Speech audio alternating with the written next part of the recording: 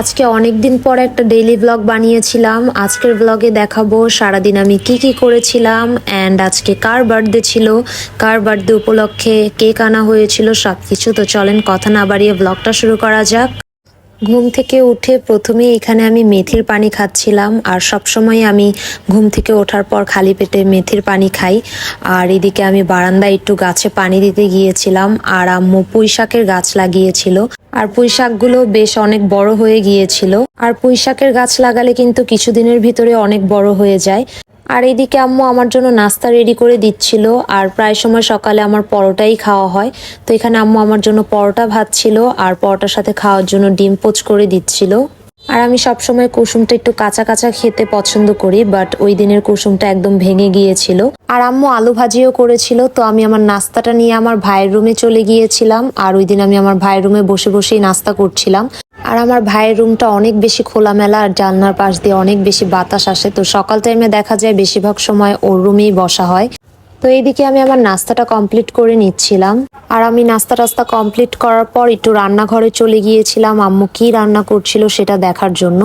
তো আম্মু আজকে তেহারি রান্না করবে, যার জন্য আম্মু প্রেসার কুকারে প্রথমে মাংস রান্না করে নিবে। আর প্রেসার কুকারে মাংসটা রান্না করলে অনেক তাড়াতাড়ি মাংসটা রান্না হয়ে যায়, তাই আম্মু বিরিয়ানির মাংসটা প্রেসার কুকারেই রান্না করছিল। আর মাংসের মধ্যে সব তেল মশলা দেওয়া হলে এখন আম্মু সুন্দর করে মাংসটা মাখিয়ে নিচ্ছিল। আর বিরিয়ানির মাংসটা আম্মু এভাবেই প্রেসার কুকারে আলাদাভাবে রান্না করে নেয়। মাংসটা ভালোভাবে মাখানো হলে এখানে আম্মু পরিমাণ মতো একটু পানিও দিয়ে দিল। আর পানিটা দেওয়ার পর এখানে আম্মু প্রেসার কুকারের ঢাকনাটা সেট করে লাগিয়ে নিচ্ছিল। তো মাংস রান্নার জন্য আম্মু গ্যাসটাও অন করে দিয়েছিল। আর এদিকে আমি একটু সোফার রুমে বসেছিলাম, মেনলি আমি আমার ভাইয়ের সাথে টিভি দেখছিলাম। আর ওই দিন আবার আমার হেয়ার ওয়াশ ডেও ছিল, আমার মাথায় অলরেডি তেল লাগানো ছিল, তাই আজকে শাওয়ারটাও একটু আগে আগেই নিয়ে নিব। আর ঘুম থেকে ওঠার পর এদিকে আমার ভাই বসে বসে পানি খাচ্ছিল, আর এখানে আমি আমার ভাইয়ের একটু ভিডিও করছিলাম। আর আমার ভাইয়ের চুলগুলো অনেক বেশি বড় হয়ে গিয়েছিল। সবসময় আমার ভাইয়ের চুল অনেক বেশি বড় থাকে, বাট এবার একটু বেশি বড় হয়ে গিয়েছিল। দেন আমি চলে গিয়েছিলাম শাওয়ারে, আর আমি ট্রেসেমির এই শ্যাম্পুটা দিয়ে আমার হেয়ারটা ওয়াশ করে নিয়েছিলাম। দেন আমি স্কিনের এই শাওয়ার জেলটা ইউজ করেছিলাম।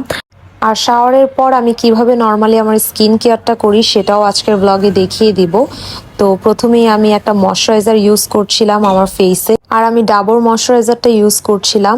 আর এই ময়শ্চারাইজারটা মোটামুটি আমি 2 থেকে 3 বারের মতো দিনে ব্যবহার করি।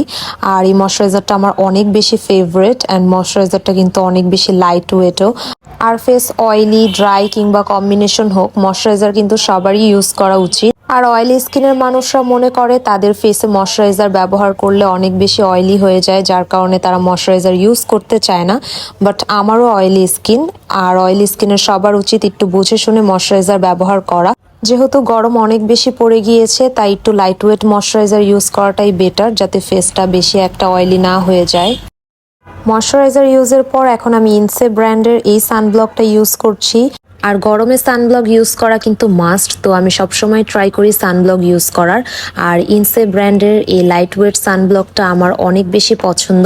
আর এই সানব্লকটা বেশ লাইট ওয়েট, যারা অয়েলি স্কিনের আছেন তারা এই লাইট ওয়েটটা ইউজ করতে পারেন। আর যাদের ড্রাই বা কম্বিনেশন ফেস তারা কিন্তু হাইলোরনিক অ্যাসিডেরটা ইউজ করে দেখতে পারেন। আর ইনসে যেহেতু বাংলাদেশি একটা ব্র্যান্ড, তাই প্রোডাক্টের প্রাইসটাও কিন্তু বেশ রিজনেবল। আর ইনসে ব্র্যান্ডের সানব্লকের প্রাইস কিন্তু মাত্র 650 টাকা, আর 50 ml এর মতো থাকে। আর 50 ml প্রোডাক্ট কিন্তু আপনার দেখা যায় 1 থেকে 1.5 মাসের মতো ইজিলি চলে যায়। আর যারা রিজনেবল প্রাইসের মধ্যে সানব্লক খুঁজছেন তারা কিন্তু নিঃসন্দেহে ইনসে ব্র্যান্ডের এই সানব্লকগুলো ইউজ করে দেখতে পারেন। আর এদিকে আমি আমার ফেসে সানব্লকটাও কিন্তু সুন্দর করে ব্লেন্ড করে নিয়েছি। আর ভালোভাবে ব্লেন্ড হয়ে গেলে খুবই সুন্দর একটা গ্লো আসে। তো এখানে আমি এখন স্কিন ক্যাফের এই লিপ বামটা ইউজ করছি। আর আমি সবসময় এই লিপ বামটা ইউজ করি, এটার ফ্রেগ্রেন্সটা আমার খুবই ভালো লাগে। খুব সুন্দর একটা ওয়াটারমেলনের একটা স্মেল আসে, সাথে হালকা একটা পিঙ্ক কালারও অ্যাড করে, একদমই হালকা একটা কালার। আর এখন আমি আমার চুলগুলো একটু টাওয়াল দিয়ে মুছে নিচ্ছিলাম। আর সবসময় আমি টাওয়াল ইউজ করি, আমার গামছা ইউজ করাটা একদমই পছন্দ না। আর চুল মোছার সময় কিন্তু নরম যে কোনো জিনিস দিয়ে চুলটা মোছাই ভালো। অনেকে টি শার্টও ইউজ করে, বাট আমি সবসময় টাওয়ালটাই ইউজ করি। তো চুল মোছা হলে এখন আমি আমার চুলে একটু হেয়ার সিরাম লাগাবো। আর স্ট্রেক্সের এই হেয়ার সিরামটা আমি আমার হেয়ারে ইউজ করব। আর সিরামটা কিন্তু বেশ অনেক দিন যায় অ্যান্ড প্রাইসটাও রিজনেবল। আর এই সিরামটা আমি পারফেক্টো থেকে অর্ডার করেছিলাম, 400 বা 450 মতো এটার প্রাইস ছিল। হেয়ার সিরাম মোটামুটি আমার অনেকগুলো ইউজ করা হয়েছে। আমি একটা হেয়ার সিরাম কখনো কন্টিনিউয়াসলি ইউজ করি না। ডিফারেন্ট হেয়ার সিরাম ইউজ করতে আমার ভালো লাগে, তাই আমি এক এক সময় এক একটা ইউজ করি। আর হেয়ার সিরামের কাজ আমার কাছে সবগুলোর একই মনে হয়েছে এই পর্যন্ত যতগুলো আমি ইউজ করেছি। তো এদিকে আমার হেয়ার সিরামটাও কিন্তু চুলে দেওয়া শেষ। আর আম্মুর বিরিয়ানি রান্নার কিন্তু আর কোনো ক্লিপও নেওয়া হয়নি। তো এখন মেনলি আমি দুপুরের খাবারটা খাবো, আর অলরেডি আমার ভাই খেয়ে ফেলেছিল। তো এখানে আমি বিরিয়ানিটা নিয়ে বসে গেলাম। আর আজকের বিরিয়ানির মাংসের পিসগুলো অনেক বেশি ভালো ছিল আর কি, একদম সলিড পিস ছিল। আর আমার সবসময় সলিড পিসই ভালো লাগে গরুর মাংস। তো বিরিয়ানিটা আমার কাছে মজাই লেগেছে। তো খাওয়া দাওয়া শেষ করার পর এখানে আমার একটা পার্সেল এসেছিল। মেইনলি আমার একটা ফেস প্যাক শেষ হয়ে গিয়েছিল, যার কারণে আমি ফেস প্যাকটা অর্ডার করেছিলাম। আর প্রায় অনেক মাস যাবত আমার ফেসে পিম্পলের সমস্যা দেখা দিয়েছিল, যার কারণে আমি নিউট্রিপিওরের এই ফেস প্যাকটা অর্ডার করেছিলাম। আর এইটা নিয়ে মোট 2টার মতো ফেস প্যাক আমার ইউজ করা হয়েছে। আর এই ফেস প্যাকটা ইউজ করার পর আপনার পিম্পল ওঠা একদমই কমে যাবে, অ্যান্ড আপনার পিম্পল উঠলেও যে ব্যাকটেরিয়াগুলো থাকে সেগুলো একদম ভেতর থেকে ক্লিন হয়ে যাবে। যার কারণে আমি এই ফেস প্যাকটা আবারও অর্ডার করেছি, অ্যান্ড মোটামুটি 3 মাস টানা ইউজ করলে নাকি ভালো একটা রেজাল্ট পাওয়া যায়। আর আমার 1 থেকে 1.5 মাসের মতো ইউজ করা হয়েছে এই ফেস প্যাকটা। আর ওই দিন আবার আম্মুর বার্থডে ছিল, আর আমার বোন আম্মুকে সারপ্রাইজ দিতে চলে এসেছিল। আমার বোন শ্বশুর বাড়িতেই ছিল, বাট আম্মুকে সারপ্রাইজ দেওয়ার জন্য আজকেও এসেছিল। আর ও আসার সময় আম্মুর জন্য কেক, ফুল আর একটা গিফটও এনেছিল।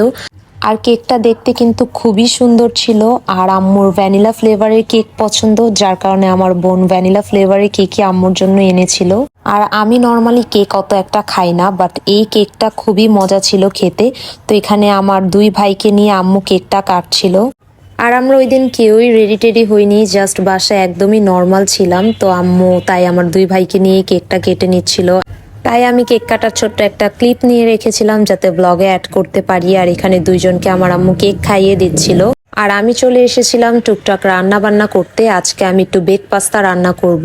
তাই বেক পাস্তা রান্নার জন্য ফার্স্টেই আমি কিছু গার্লিক দিয়ে দিলাম। আর গার্লিকটা তেলের মধ্যে এখন হালকা ব্রাউন করে আমি ভেজে নিয়েছিলাম। আর গার্লিকটা যখন হালকা ব্রাউন করে ভাজা হয়ে গিয়েছিল তখন আমি কিছু পেঁয়াজ কুচিও দিয়ে দিয়েছিলাম। আর এখন আমি গাজরটা দিয়ে দিলাম। যেহেতু গাজরটা সেদ্ধ হতে একটু টাইম লাগে, তাই আমি আগেই গাজরটা দিয়ে দিয়েছিলাম যাতে প্রপার গাজরটা সেদ্ধ হতে পারে। তো গাজরটাকে এখন সুন্দর করে একটু ভেজে নিচ্ছিলাম। আর আজকের বেক পাস্তাটা আমি চিকেন দিয়ে রান্না করব। আর চিকেনটা আমি আলাদাভাবে আগেই রান্না করে রেখেছিলাম। প্রায় সময় আমি বিফ কিমা দিয়েই বেক পাস্তা রান্না করি, বাট আজকে চিকেন দিয়ে রান্না করছিলাম। আর এখন আমি খুবই অল্প একটু সস ইউজ করেছিলাম, আর আমি একটু টমেটো সস দিয়েছিলাম। আর বেক পাস্তা রান্নার সময় আমি সসটা একদমই অল্প ইউজ করার ট্রাই করি, অত একটা সস ইউজ করি না। তো এদিকে আমি সেদ্ধ করে রাখা পাস্তাও দিয়ে দিলাম। পাস্তাটা দেওয়ার পর আমি সুন্দর করে এখন পাস্তাটা মিক্সড করে নিচ্ছিলাম। আর বোল শেপের এই পাস্তাগুলো কিন্তু সেদ্ধর সময় প্রায় দেখা যায় 50% পাস্তাই ভেঙে গিয়েছিল, আর শেপগুলো একদমই নষ্ট হয়ে যায়। আর এদিকে আমার পাস্তা রান্নাটাও প্রায় শেষের দিকে, ভালোভাবে মিক্সড হয়ে গেলে কিন্তু আমি গ্যাসটা অফ করে দিব। আর আমার পাস্তাটাও রেডি হয়ে যাবে। আর পাস্তা রান্না শেষে এখন এটা বেক করে নেওয়ার পালা। তাই আমি ওভেন প্রুফ একটা ডিশ নিয়ে নিয়েছিলাম। প্রথমে আমি 1 লেয়ার পাস্তা দিলাম, দেন এখানে আমি চিজ ইউজ করছি। আর আমি আজকে মজারেলা চিজটাই ইউজ করছি, সবসময় মজারেলা চিজটাই ইউজ করা হয়। আর মজারেলা চিজটা আমার খেতে খুবই ভালো লাগে। তো আরেকটা লেয়ার পাস্তাও কিন্তু আমি দিয়ে দিলাম। অ্যান্ড লাস্টলি আমি উপরে অনেকগুলো চিজ দিয়ে দিয়েছিলাম। আর বেক পাস্তাতে যত বেশি চিজ ইউজ করা হবে পাস্তাটা খেতেও কিন্তু তত মজা হবে। তো এখন কিন্তু পাস্তাটা আমি বেক করতে দিয়ে দিলাম। আর মাইক্রোওয়েভে রেখে আমি 3 মিনিটের মতো পাস্তাটা বেক করে নিব। 3 থেকে 5 মিনিট বেক করে নিলেই পাস্তাটা একদম প্রপার বেক হয়ে যায়। আর এখন হচ্ছে পাস্তাটা খাওয়ার পালা। আর বেশ অনেকদিন পর আমি বেক পাস্তা বানিয়েছিলাম, অ্যান্ড বেক পাস্তাটা আমার ঘরের সবাই অনেক বেশি পছন্দ করে। তো আজকের ব্লগটি এই পর্যন্তই ছিল। আশা করি ব্লগটি আপনাদের কাছে ভালো লাগবে। আল্লাহ হাফেজ সবাইকে।